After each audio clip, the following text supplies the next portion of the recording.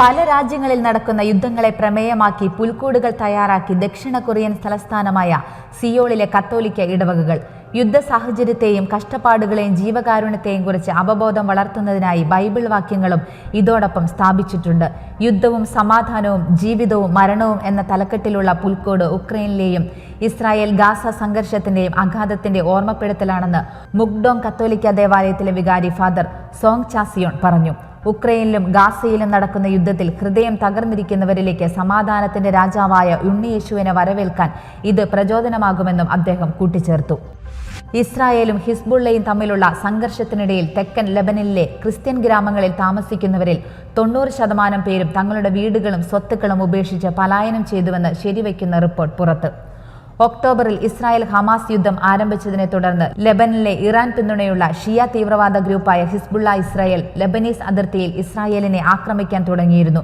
ആക്രമണം തുടങ്ങിയതു മുതൽ ഇതുവരെ 100-ലധികം ലെബനീസ് പൗരന്മാർ മരിക്കുകയും 100-കണക്കിന് ആളുകൾക്ക് പരിക്കേൽക്കുകയും ചെയ്തുവെന്ന് രാജ്യത്തിന്റെ ആരോഗ്യ മന്ത്രാലയം പുറത്തുവിട്ട റിപ്പോർട്ടിൽ പറയുന്നു. വ്യോമാക്രമണവും പീരങ്കി ഉപയോഗിച്ചുള്ള ആക്രമണവുമാണ് പോരാട്ടത്തിന്റെ ഭൂരിഭാഗവും. ഇതൊരു പൂർണ്ണ യുദ്ധത്തിലേക്ക് നീങ്ങാൻ സാധ്യതയുണ്ടെന്നും സൂചനയുണ്ട്. റോം രൂപതയിലെ സാൻ ജോർജിയ ഇടവകയും Saint Gianna Beretta Molla pastoral സെന്ററും സന്ദർശിച്ച ഫ്രാൻസിസ് പാപ്പ റോം രൂപതയുടെ 27ാമത് പ്രിഫെക്ചറൽ സേവനമനുഷ്ഠിക്കുന്ന 30ഓളം വൈദികരുമായി പാപ്പ കൂടിക്കാഴ്ച നടത്തിയതായും പരിശുദ്ധ സിംഹാസനത്തിന്റെ പ്രസ് ഓഫീസ് അറിയിച്ചു.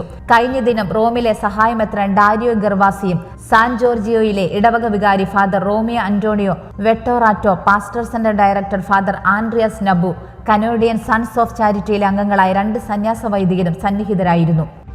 രാജ്യത്തെ പ്രധാന ഉന്നത വിദ്യാഭ്യാസ സ്ഥാപനങ്ങളായ IIM, IIT, IISc, IMScകളിൽ പഠിക്കുന്ന ക്രൈസ്തവർ ഉൾപ്പെടെയുള്ള ന്യൂനപക്ഷ വിദ്യാർത്ഥികൾക്ക് സ്കോളർഷിപ്പ് അനുവദിക്കുന്നതിനായി സംസ്ഥാന ന്യൂനപക്ഷ ക്ഷേമ വകുപ്പ് അപേക്ഷ ക്ഷണിച്ചു.